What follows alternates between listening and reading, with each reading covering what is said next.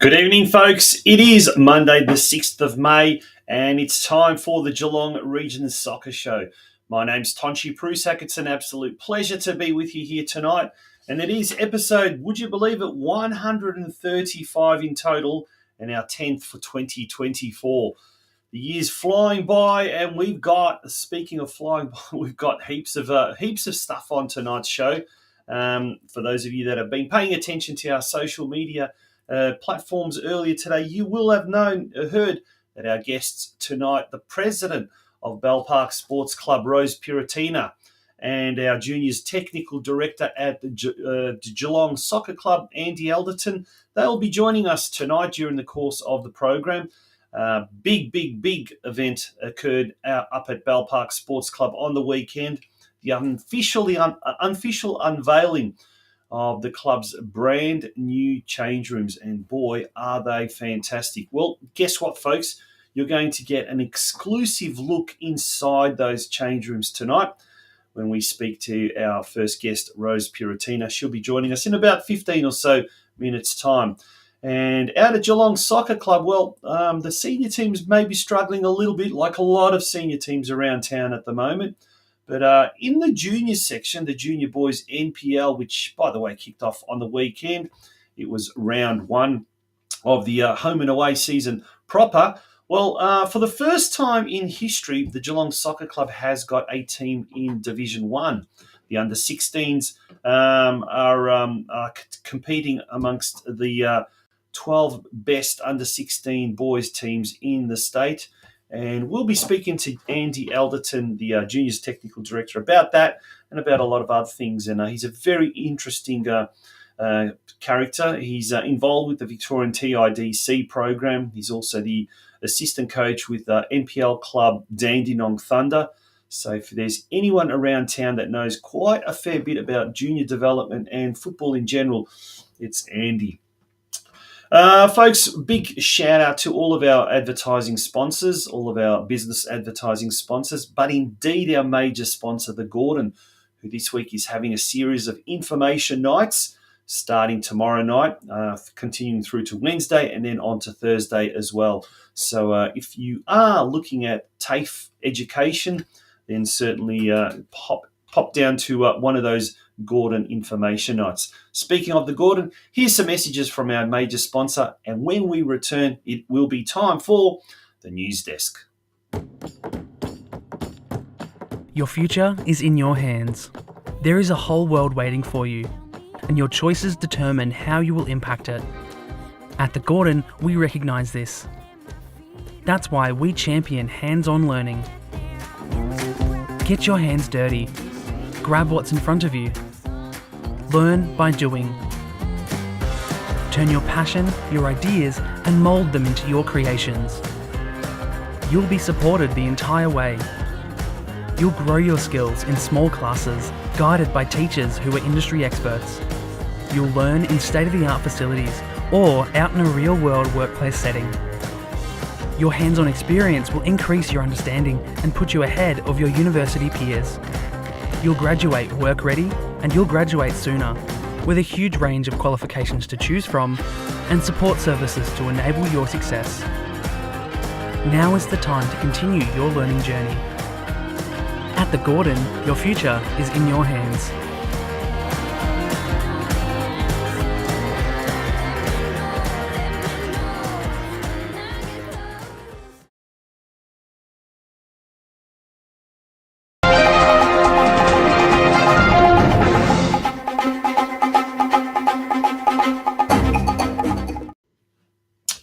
It's time for the news desk here on the Geelong Region Soccer Show. Well, let's get the ball started with what we usually do is cover the media watch. And in last Tuesday's edition of the Geelong Advertiser, there was a fantastic double-page spread in the junior sports section. 2 out of 3 ain't bad is what they said, and it covered, I think, Barwon and Geelong, might have been Golden Plains as well, Geelong Rangers. So there's a few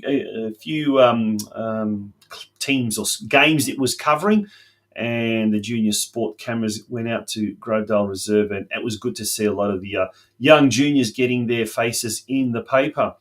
On Friday night, Derby rivals amped up. Surf Coast Barwon square off in long-awaited clash, previewing the big Barwon versus Surf Coast game, which we'll go into a little bit more in-depth later on. And earlier today, Park's home opener spoiled.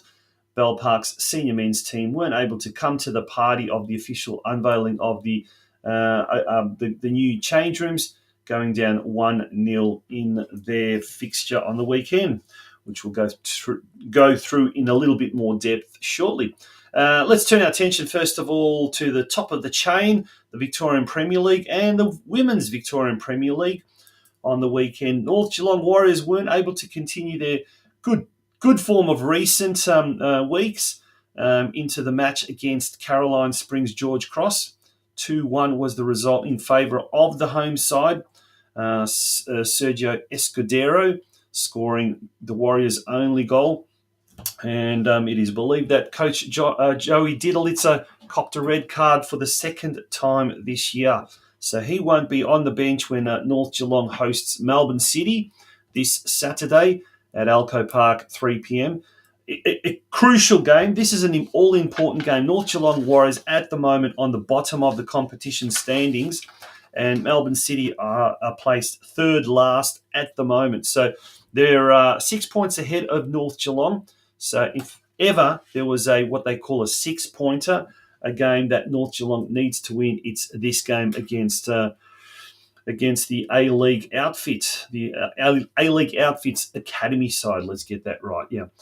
Turning attention to the women, in round 6, Geelong Galaxy returned to the winners list with a 4-2 away win against South Yarra.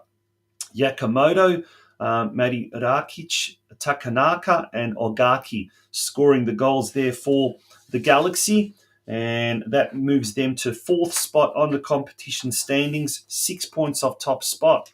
This week, Geelong Galaxy taking on Casey Comets, who are second placed at the moment, and this is going to be a real tough game for Galaxy, but they've got the home ground advantage, and that game will kick off at 3 p.m. Okay, let's have a look then at the men's state league competition, and we'll go through some of the results. In the background, we'll also have the game that was played on Friday night between Barwon and Surf Coast. So we've got some footage of that game happening.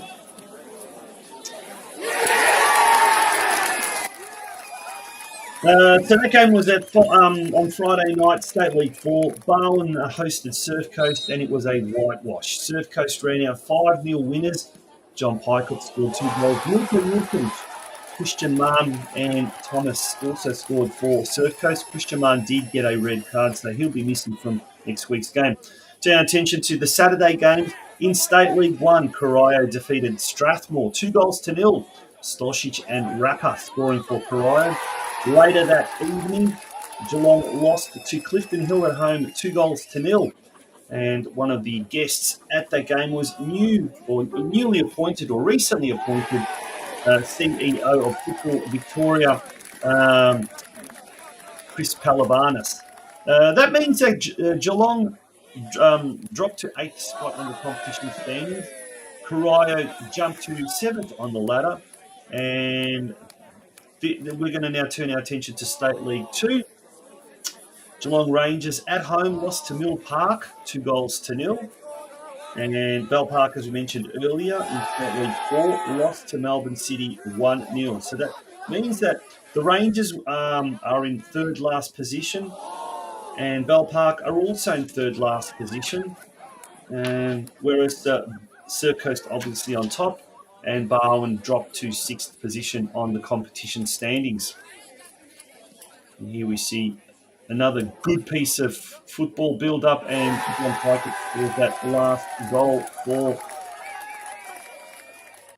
goal for Surf Coast. So they are flying high, and they are on top of the competition standings, as are Lara United in State League 5. They came from behind to defeat Maidstone United away, 3-2. Blue, Lindeberg, and Htu scored the goals for Lara United. Deakin Ducks, they defeated Spring Hills 3-0 at home, Sam Wyeth scoring a double, and Columbia also scoring a goal. That means Deakin Ducks now jump into second spot on the competition standings, whereas Lara are first. So the Geelong clubs are doing very well in State 5, occupying the top 2 spots, which leads to promotion to State 4 next year. Can't believe we're already talking about next year. We haven't even got to the halfway mark of this year. Ocean Grove, the newly renamed Ocean Grove Soccer Club, they hosted ETA Buffalo Club at home, and they lost, unfortunately, 1-2. Al Jester scoring the only goal for the home side. We can't really call them the Surfsiders anymore. They are Ocean Grove now. They remain in 8th position on the competition standings. If we now turn our attention to the Women's State League, which was played on Sunday, all the Geelong teams scored just 1 goal.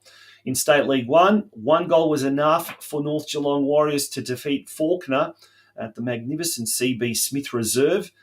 Miller Parkin scoring the only goal of that game to give the Warriors 3 points. Maribyrnong Swifts at home absolutely destroyed Lara United 6-1. Annalise Hook scoring the Lara United's only goal. And Geelong Rangers, they managed a 1-0 away to Spring Hills, and Cope scoring that goal for Geelong Rangers. Lara occupies last position in State League 2, and Geelong Rangers have jumped to 6th spot on the competition standings.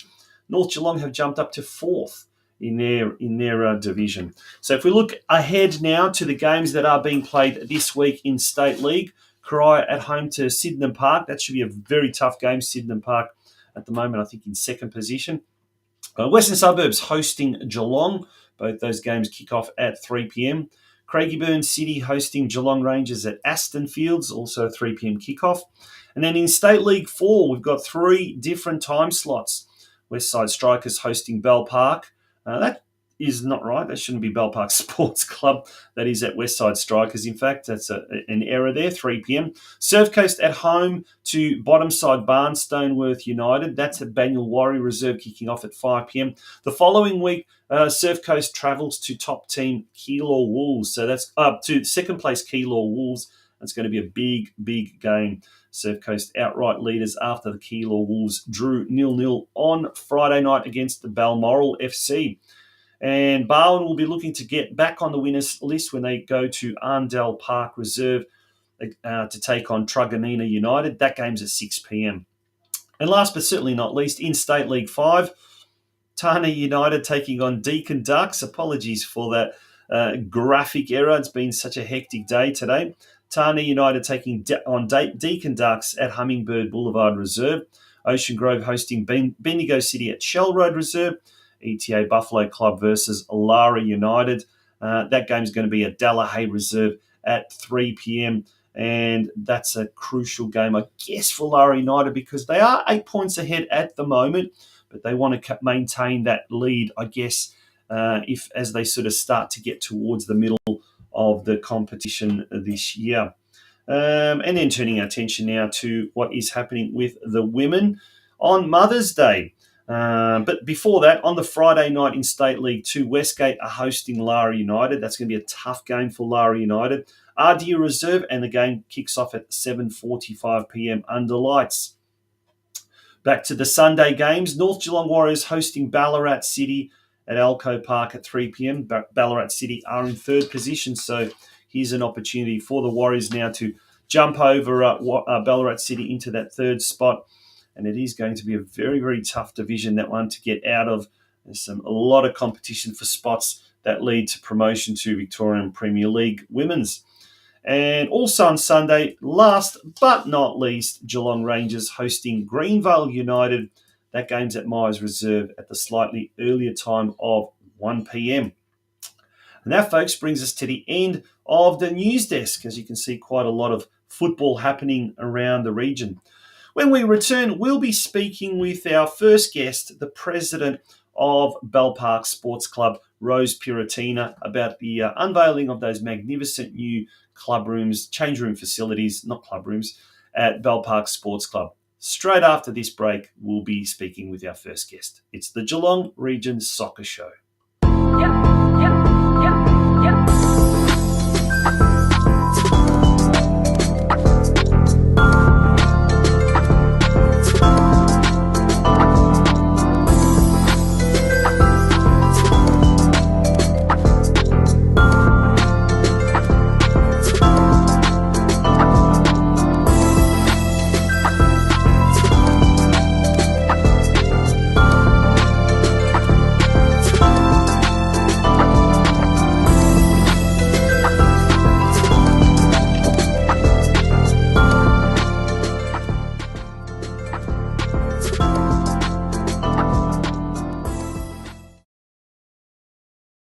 Saturday morning, the Bell Park Sports Club officially unveiled its magnificent new change room facilities at its complex in Batesford, before quite a few club members, supporters and sponsors, as well as several attending dignitaries from the local and state political arena.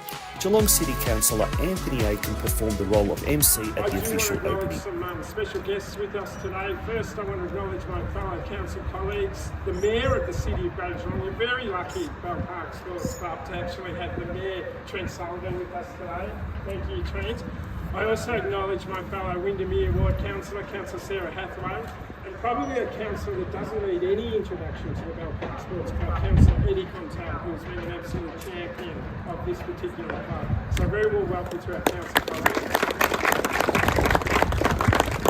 I want to also acknowledge Alan George, the state member for Lara, which covers this area, and I do also just want to personally acknowledge John Aaron, who was the predecessor to Ella. I'm sure Ella will speak and acknowledge John as well too, but in fact this grant actually came under John's leadership when he was Minister for Sport. Before we unveil this, can I also take a moment to ask for a round of applause for Ava Architects and Playing Group for building this amazing facilities behind us.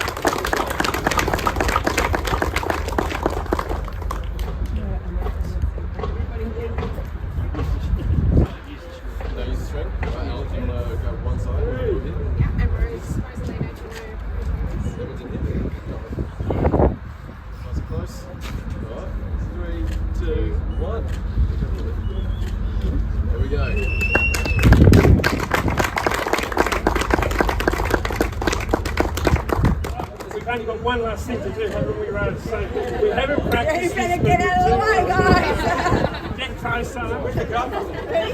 Hang back. I don't know how far I'll go. Ready?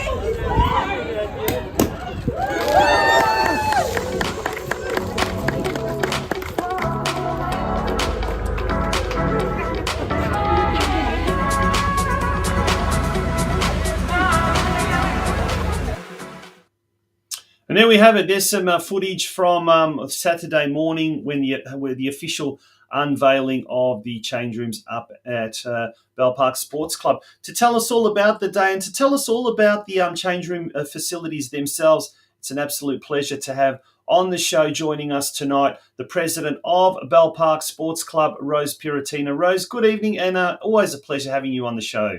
Oh, thank you, Tonchi. Thank you for that nice welcoming. Yeah. Now, it's been a while in the making. Finally, it's happened. The official unveiling of the club change rooms. First of all, let's talk about Saturday and how it all went down. Yeah, well, Saturday was a big milestone for us, as you can imagine. 6 years ago, I think that the first lobbying, we went into the paper at Geelong Addy, and we had girls changing into, in cars. It was actually horrible to see and watch. And so for us, it was huge Saturday to now have female change rooms. That's fantastic. Yeah. Now, we've seen over the last few years, over the last maybe 5 or so years, particularly in the northern suburbs, and we said it was long overdue, but we're finally starting to see new change room facilities across the board at most clubs. Some clubs have had it for a while; others are now just only starting to get it now. But it must be really heartening for you and for all the other club, I guess, administrators to see that we're finally getting what we deserve from various levels of government. But it's also great to see that when the players now go to other clubs as well, we've actually got good facilities around the region. I mean, we can always get better, but Yeah, absolutely. yeah, But we definitely are moving in the right direction with the increase in participation in females, especially in our football sport. And we celebrated the infrastructure, but it was the commitment of inclusivity, diversity, and respect, and the fact that we can offer an environment with equality for our community and a belonging for all is such an attraction to the sport. It's unbelievable. yeah. Now let's have a little bit of an exclusive look inside the change rooms. Feel free to take us through there. But this was a big shout out to Murray as well, who let me in yesterday afternoon and managed to film some of this. But from the outset, it looks very, very well designed, and it looks quite stylish, very resplendent in the blue colours and white colours of Bell Park. So that's your first aid room. So Mm. as you can see, it's quite spacious. Then you're walking into the change rooms where you've got your seating, and obviously Natural light as well. and great natural light, high ceilings, Yeah. and also you've got the home and away, and this is obviously the seating and everything else that you can see there. But if once we get to the other rooms, you'll see that the facilities that we have with showers and toilets, we're feeling so blessed at the moment. It's just amazing. Yeah, as we enter the junior home change rooms, you can see they are a lot bigger. And wait for it, but this trainer's room, that's fantastic. Tell us a bit about that. Yeah, so it's really important, as you can see there, you can see the ice bath. It's really important that we have a great recovery room where the physio can go in there, where we've got our bikes, and really give our players and look after. It's really important that we look after our players and their well-being. And when we did do the design, that's one thing that we really wanted to get right. And having that recovery bath, the trainer's room where we see, as you can see, there's another one with the physio table, but you will see bikes in there. You'll see all sorts of things that we need, like you'll see mats, and there's the bands that you also have in there, just to make sure that our players are recovering and warming up properly, so there's no injury. Yeah, fantastic. And even the match officials are well catered for. Look, what strikes me about these rooms is they're quite spacious. It's not very cramped. Like as I said, well designed. They all seem to have very good natural light as well. I guess it doesn't matter for night matches, which you've got some fantastic floodlights there, but particularly for day, it's always a good thing. And there's a lot of storage facilities there and access to the cleaners room from behind. So well done. Congratulations on everything you've achieved. And for those of you who've ever played up at Bell Park and remember the old dressing rooms, I think this will be a welcome to have these type of facilities there. But it just adds now to what you've got there. You've got great floodlights. The actual pitch itself as well is quite good. And the grandstand second to none. And then you've got probably the most nicest club rooms that pretty much look like a reception center anyway. So you've got an all-round good facility there. Yes, it's something we're really proud of, and it's taken a lot of years of hard work. And Councillor Anthony Aikens said on the weekend, they've shared the journey with Eddie Contal, with myself and David, and there's been, Steve Gasolta played an instrumental role in this as well, especially David. He's been alongside me along the way. And Murray and all the volunteers that they're so passionate about our club, and we couldn't have done it without them. And it's I'm sorry, I've got my someone's decided to join us. Yeah, But to be quite honest, it's it's many. There's too many to mention. But the playing group really did an exceptional job to excel and deliver these, in a timely manner, earlier than what we expected. And I've got to be honest, working with the council was actually, we worked cohesively for the best outcome. And I've got to tell you, it was an actual quite rewarding experience working closely with them. Yeah. Now, look, for other clubs that are looking, I guess, to do something similar, to maybe get funding for facilities, improve facilities. There's money out there at the moment, and I guess it's just a case of presenting your case in the best way possible and being above all persistent. But what else would you recommend? What would be your recommendations when dealing with various levels of government or various levels of potential sponsors, etc.?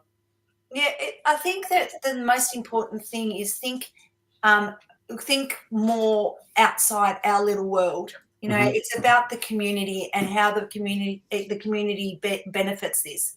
Because with that, it's once we got that, there's more interest in the sport, and that's a flow-on effect. But for anyone that's out there, don't give up. It took us years and years, and I know that David Seacon started this journey way before I did, and then we gave it another shot 6 or 7 years ago. And as you can see, it's taken us 7 years to get us where we are today. It didn't happen overnight, but I know that the council, especially Eddie Contel and Anthony Akins, have got the best interest of the community. They are They were fundamental, the foundation of trying to drive this with us, and be persistent. Don't give up. Now, we saw actually Councillor Anthony Aiken perform the role of MC there, and he seemed to do quite an admirable job. We only saw a small snippet there, but overall he did a very, very good job. And I guess that's kind of like the acclaim that the club is held in the mainstream community, isn't it? That he did mention something. Bell Park's very lucky to have the mayor come there. I know he's a very busy person, but for him to be able to come, that probably reflects on just the sort of community acceptance the club has in the wider community, as you say.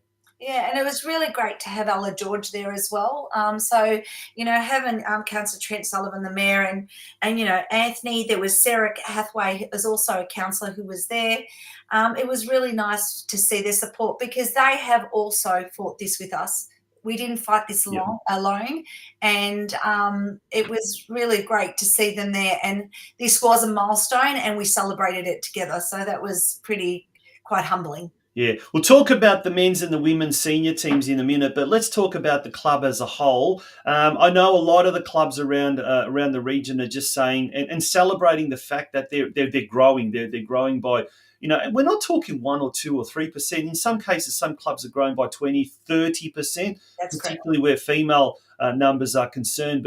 But just generally overall, what's the state of affairs with Bell Park at the moment?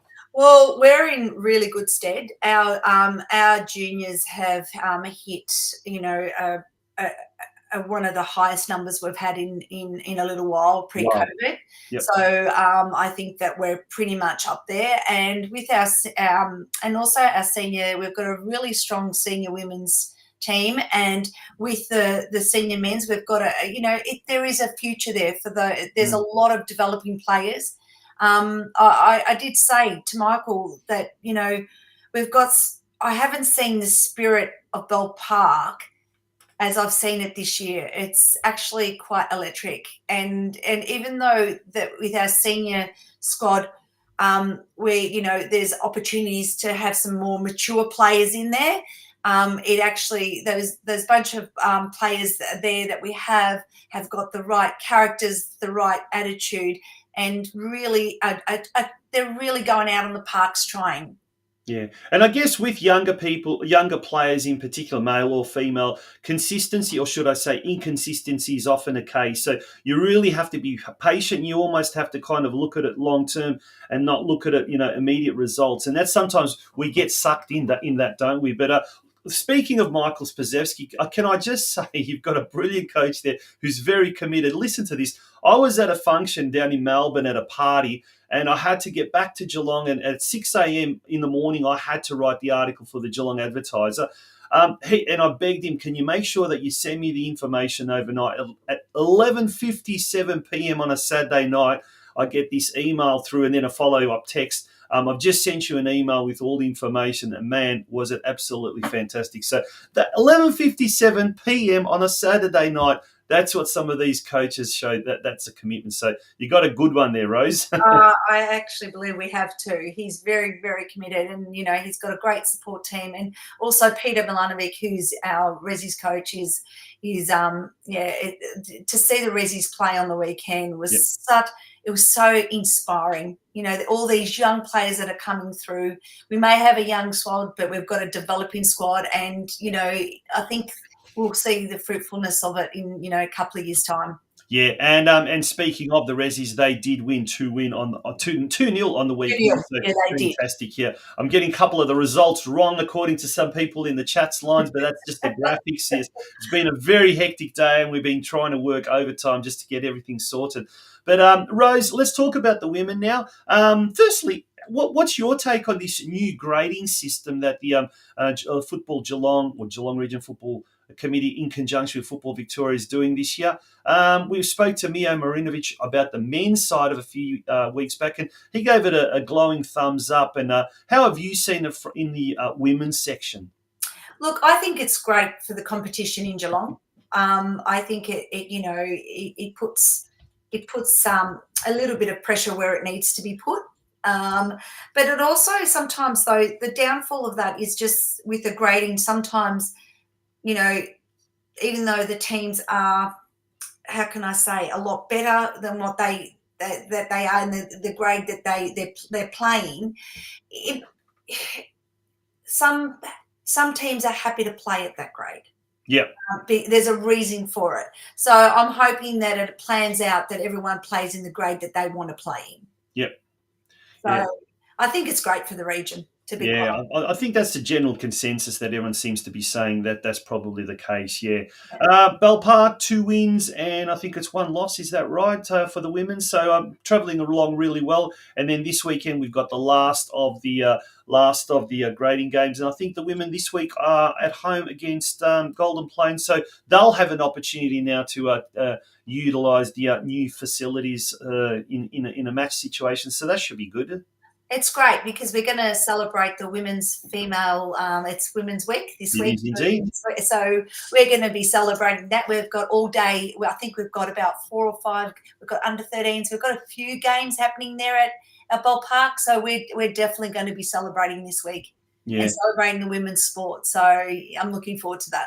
And also on top of that, we've got Mother's Day coming up this weekend or this Sunday as well. So all the soccer mums out there, hopefully everyone is going to celebrate them. And Rose, what I've seen in years gone by, and I love this on the social media, most clubs do it these days now, is on Mother's Day, particularly with the juniors, they get the mums to have a photo with the kids as well, and then they post it up and all of that. And I think, it's absolutely fantastic because you see them just week in, week out, the soccer mums, the soccer grannies, the soccer, everyone's like that getting involved. And it's just great to see, and it further adds to that community spirit that you say. So fingers crossed for us. We'll be doing that on Saturday, taking a big photo with all the women involved. Ripper. And Mario Gregorio from the Corio Soccer Club, we've got to post his comment up, and he says, what you've been saying all along, our local councillors in the northern region of Geelong should be congratulated for the tremendous work they do in supporting local football. And I know one former councillor who is a regular viewer of this show, and she remains involved in football, Kylie Grisbeck, who's been a real hard worker behind the scenes back in years gone by. And it's a shame she's not there, but she certainly does. But she was an integral part of that foundation as well. And not to mention, I don't want to forget John Aaron as well. John played a part for us as well. But Kylie, Anthony and Eddie, they were fundamental for us. Yeah, absolutely. Rose, always a pleasure having you on the show. We look forward to seeing all the good things that unveil at Bell Park over the coming months and years indeed. and keep doing what you're doing on the off the field. And on the field, we want the men and the women to now also do the same, and I'm sure in time they will. Yeah, thank you so much for your support. Good on you. Rose PIRROTINA, the president of the Bell Park Sports Club. Folks, when we return after this very, very short commercial break, we'll be crossing over to Stead Park, where we'll be speaking with the Juniors Technical Director, Andy ELDERTON. A rather historic occasion happened over the weekend when their under-16 boys team took to the field and actually competed in the Division 1 competition of the Junior Boys NPL under-16s division. That's straight after this break, when we after this commercial break. The world is yours. So work hard, and you can have whatever it is you want.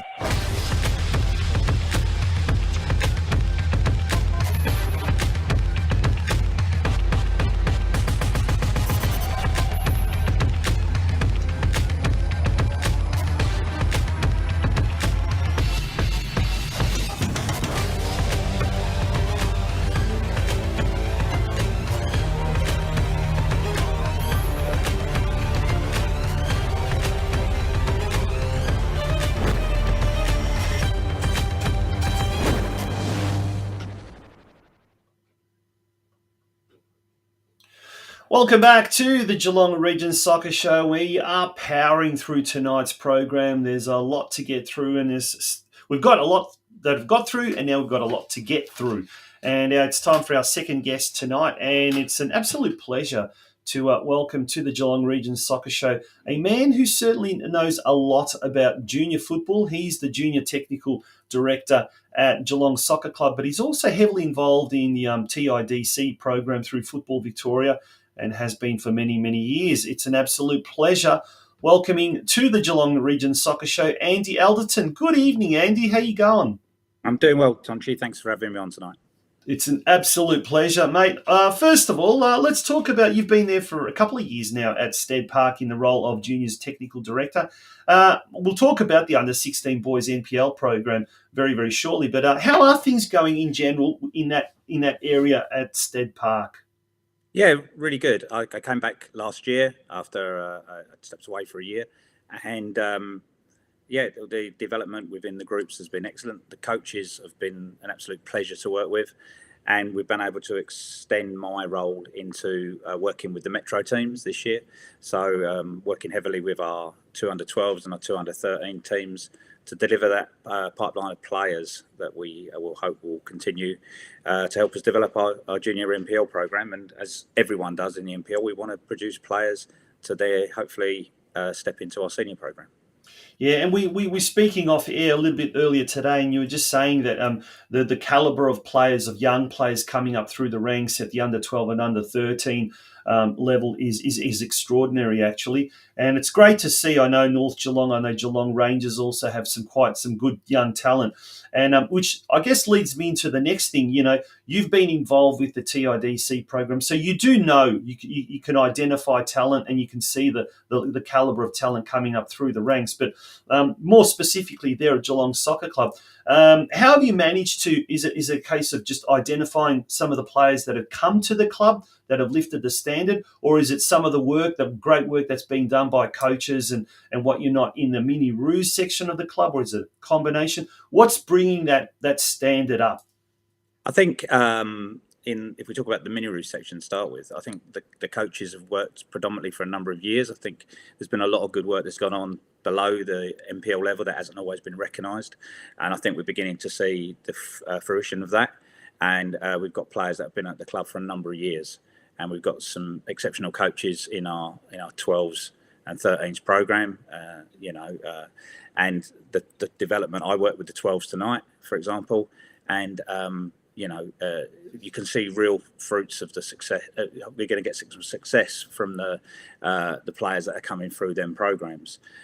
We've struggled traditionally at 14s and 15s to retain our players. I think that's been a problem for Geelong. Last year we had 6 boys in our under 14s program that were part of the TRDC program that won state championships, but unfortunately we couldn't retain them. Players move for various reasons, and we lost all them 6 players, and the retention of players has been very difficult. Yeah. And I think to kind of go back to Gary's team, Gary Hopper's the under-16s team that's been so successful here. That's a team that has to stay together for a number of years. We've managed to bring in a couple of players this year, but the team themselves, it's a collective. That squad's been together. The core of that squad's been together a long time with Gary and Chris. Both Chris's the assistants, and I think it's that longevity, the work. They were very close to making Tier 2 last year, and have done exceptionally well to make Tier 1 this year, and which I think is the toughest of the regions, the West. You look at the other teams that are in there with Western United and North Geelong, Melbourne Knights and St Albans and Green Gully and Avondale and Altona Magic. It's a phenomenally hard group to get into even Tier 2. So for Gary and his boys to get into Tier 1 has been a phenomenal effort, and they're looking forward to the challenge and the excitement of playing some amazing teams over the next 22 weeks.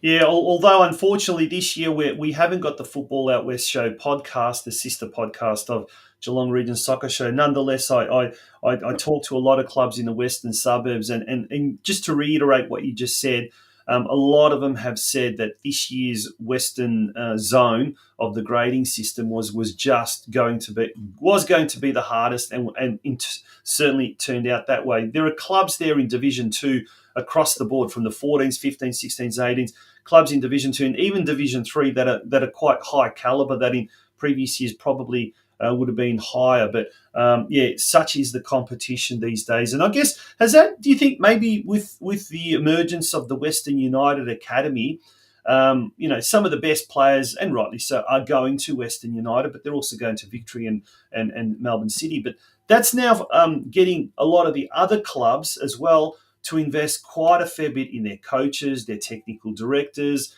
Hence, a lot of players are moving to some of these clubs. So there's a real lifting of collective standards, I suppose. Is that right? Yeah, I think I've only been in Australia for 7 years, and obviously when I first came, there was no academies, and now my background is an academy coach in the UK. It was strange to come here and not have that system, but I think the City and Victory were on board quite early, and now I think Western have caught up quite quickly, and I think it's a good pathway. And we encourage our players to trial their systems and test themselves in that environment. We've got a number of our Metro boys that are currently doing Victory and Western United programs, because I think the depth of coaching that they get there, same as at TRDC, the different voices and the different experiences they get can only benefit them as far as we're concerned. Yeah. And I definitely think it's promoted, elevated the standard of players and skills that we see at show at Stead Park. Yeah, and there's some really good programs around the region. We even had the Kerber Coaching, which is a club sponsor, and I'm going to really promote some of that. But what they also offer as well, and as you said, the TIDC program and the SAP program for some of these talented individuals. We're going to see some footage of yesterday's game, the first game, the round 1 of the Junior Boys NPL Under-16 competition. Melbourne City, that's right, the Melbourne City, the A-League Academy side came to town. In the end, it was a 2-1 result in favour of Melbourne City. What ended in your eyes? Sorry, Todge, I lost you there. Okay, what does this team? What makes this team so special? As far as they've done so well and they've managed to get to a Division 1 status. I just think the collective work. Yesterday was a real test for us. Melbourne City kept the ball, and that's something our boys learned quite quickly yesterday, that you don't want to be giving the ball away. You might not see it for a few minutes, but collectively they worked extremely hard. And we've got depth in that squad. Gary's a very good coach, gives them great information. And, you can tell by the goal that we scored here, phenomenal goal with a diving header from Ellis Short at the back post. But, it's a collective. All 18 players took part yesterday. All 18 players helped that group make Tier 1. and as I say, it's the collective rather than any individuals within that setup. Yeah. Getting back to that kind of that mini Roos program and also the metros, because now look, when we're speaking of the metros, just in the boys section, the girls as well is growing. North Geelong, I think, Geelong, Barwon have got teams in the metro girls section. But with regards to the boys, there's 2 Geelong under 12 teams, 2 under 13 teams. Rangers is also starting to send teams in the metro section. North Geelong, the same thing. Does that mean now with the more number of kids playing, like registrations are just across the board are just absolutely nuts? And speaking to Rob Kukanovsky earlier today, the president of Geelong, he also said that the numbers at Geelong are just astounding. Does that mean we've got this bigger pool of players, and there's also a lot more quality players as well starting to come up through the processes involved? Yeah, we have, and but as you know, Victoria has got its own unique problem that we compete with other sports. Yeah, it's not a problem I had when I was in the UK. Everyone wanted to play soccer. Here, we've got a lot of players that are very keen at 11 and 12, but then they have to make the decision at 13 whether they're going to play AFL or not. And we do lose a number of players who want to go play that, or a number of players don't want to commit to the NPL schedule. When I first come here, it was, very the number of games have increased every year. Most of our NPL boys this year will play between 40 and 50 games. Yes. And they train 3 nights a week for probably 48 weeks of the year. So it's a huge commitment for the players and parents. And for some people, that's not the environment and that's not the schedule they want for their children. And we have to give them an alternative to that to still keep them in the game. So the community program is really important at Geelong. And, we were always looking at community players that potentially could step into the NPL arena if the time's right for them. Yeah, which brings me, I guess, to the next point. And that's something that from a personal level, I kind of look at when I talk to different clubs. And look, my own son is in the under 13 kind of age group. And he's kind of going through the SAP program and this and that. But I see a lot of his friends who are, playing as well, but they're maybe not in that kind of level. But it's just as important having them involved in the game as well. So does Geelong need 3 NPL boys teams and say 2 girls NPL teams, or is that stretching the talent pool a little bit too much, or do we need to give them more of an option? I think it's difficult. I think for us, we've not struck. We're on. We're right on the line for numbers in our 14s and 15s. I think we've got good players come through, and we're competitive at both age groups. But we're not blessed with loads of players. And Geelong Rangers, we play them regularly. We've got good relationships with the guys at Geelong Rangers. But whether I think the reason a lot of them play at Geelong Rangers is because they want that community environment. They don't want to commit to the NPL program. So whether there'd be enough, or whether it be too thin for 3, I think possibly at the moment it probably would be. Yep. But I'm really encouraged by the numbers that are coming through. As you said, I think you obviously know more what's going on in North Geelong than I do, but I can only speak for Geelong. The numbers in Metro and below in our community programs are phenomenal in our 8s, 9s, 10s, 11s, and I would imagine within the next 2 or 3 years there possibly would be a demand for a 3rd NPL team. Yeah, I can't. During the week, I know Football Victoria released some graphic figures, and I don't have them here at hand, but the staggering increases across the board. I know there was one that I remember seeing something about referees. It's like they had 1,000 referees last year. This year they've got 1,700. And I'm noticing a lot of young boys, young girls from even the region now are starting to get more and more involved, and that's absolutely fantastic to see. Female figure numbers are just extraordinary. Overall players, I think it went from 70 to 84,000 registered players, which is still minute compared to maybe basketball, maybe in this state. Yeah, and I know in other states as well. But it's the growth is quite staggering, and if it maintains this, we're going to really, really need a lot more facilities. Dare I say, a lot more clubs in the region as well. But coaches as well. How are we going with coaches? And part two of that question, how are we going with quality coaches in this region? I'm very lucky. The guys we have at Geelong are exceptional. Very blessed with the coaches that I've got. They work very hard. I ask a lot of them. I demand a lot from them, and they continue to deliver. It's a huge commitment to be an NPL coach. No one's doing it for financial gain. Obviously I work in Melbourne as well. I know the fees that Melbourne coaches charge, and it's getting astronomical. In the regions, we're not playing that game. We want to develop coaches, and rightfully so. We've got some very committed and good coaches. The coaches in our Metro program are keen to learn. We put on coach-to-coach workshops. We put on a lot of stuff, presentations.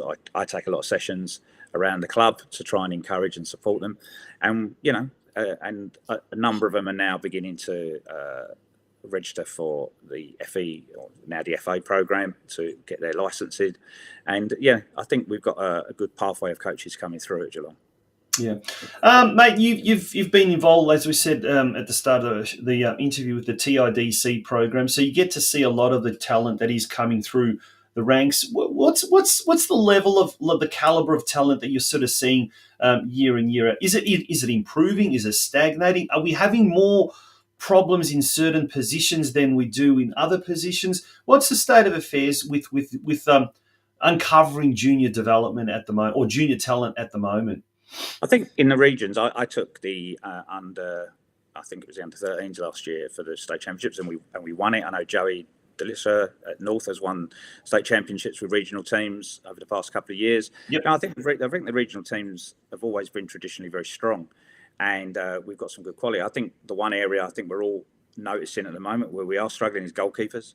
I think, I did the gradings for the under 13s this year, and, we weren't blessed with huge numbers that came through. And I think, we found in Metro that although we've got 4 very strong teams, we've only got a couple of goalkeepers. It is a definite problem as a country. If you're tall, all the stuff we look for in the UK in the academy system, you look for someone who's tall, athletic, got great hand-eye coordination. They're all going to go and play footy in this country, and I think that, from my point of view, is a real, as a technical director, trying to find someone to come in to be goalkeepers is becoming really, really challenging. Does it work the other way around? Do we, from time to time, get kids who have played Aussie rules and they want to try their hand at soccer? And obviously, as you mentioned, the hand-eye coordination sort of fits a lot of these AFL footballers, and also, I guess, the courage as well. Yeah. Some of these AFL footballers, they're a few cents short up there, so it always does help, doesn't it? But all jokes aside, does that sometimes help, attracting goalkeepers to, not necessarily just to Geelong, but to other clubs around the region, around the state? I don't know. I work at a number of clubs. I've not known anyone come the other way. I've known plenty go that way, and even from NPL at like 18, they might decide that they've played soccer all their life and they'd like a year with their friends playing AFL. Yep. And I think it's that pathway. I work with community clubs as well, and they don't see a pathway to be a professional footballer like you do. Right. And I think that's the difference. I think I think it's beginning to change. I think with the academy system, boys do see that they've got an opportunity to move through, but I don't think many players that I speak to are genuinely thinking they're going to make a career as a professional footballer. So a lot of them will do it for a social thing, and that's, if they're going to have that attitude, then going to AFL still becomes an option for them. Whereas I think in some areas, and I know in other states, their focus is purely on playing soccer.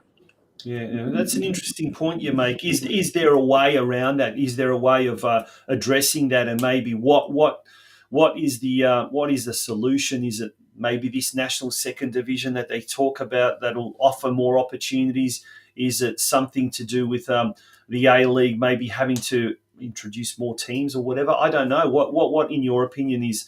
And we could be here all night, but just in a nutshell, what do you think is probably one of the solutions for it? It's difficult. I'm kind of newbie to, you've gone through things, like the NSL and all stuff way before my time. I come from an environment, obviously, when I was an academy coach in the UK, where there was the pyramid. So, you had teams at all levels, you had promotion and relegation, Yep.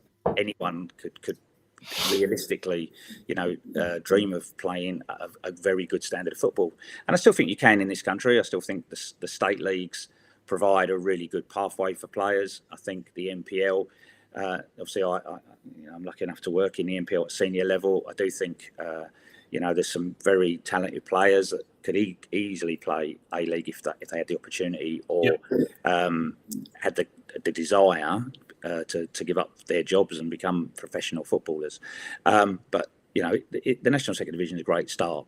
But until I think we get a joined up pyramid, then I think it's always going to be difficult in this country. Yeah. Interesting. Great conversation. Andy, as I said, we could go on all night and talk football, and you've got a really great insight into it. And I must say the region is blessed to have someone like yourself involved in junior development, and certainly the Geelong Soccer Club are very lucky to have someone like yourself and someone of your calibre involved. So thank you very much, and we'll look forward to maybe having you on the show later on in the year to give us another update as to what is happening with the Geelong Soccer Club's juniors. Yeah, thanks. I would like to say, it's not me. I'm a very small part of what the club do. I think the board have been incredibly supportive of everything that we do. Mm-hmm. I think all the volunteers at Geelong are unbelievable. And as I said again, none of this happens without the hard dedication of the coaches and the work they do. And as I always say, first and foremost, it's about the players. I'm very player-centred in everything I do. It's what's best for our players, and hopefully they're enjoying the ride. And I am sure our under-16s especially are enjoying where they find themselves at the moment. Yeah, absolutely. Mate, thank you very much for that. Some very good people there at the Geelong Soccer Club. And we're told in the chat section it's today's birthday for Steve Janoski, former football director there as well, who's heavily involved, and he's been on the show as well. So happy birthday to him as well. Andy, thank you so much for joining us, and all the very best for the rest of the year. Thanks, Sanjay. Good on you. Are you too busy running your own business to worry about your financials? Allow J Hill Books to focus on your books so you can focus on your core business.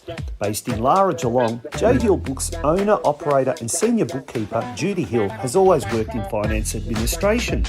The world of cloud accounting, however, means that clients can be based anywhere within Australia. Currently, J Hill Books services clients from Lara, Geelong, the Bellarine Peninsula and Melbourne. You won't need to come home from working all day and start on paperwork. You can spend your time in other productive areas such as marketing or quoting, or even better, come home and switch off. You will know how your business is tracking as often as you need, whether that is on a weekly, monthly or quarterly basis.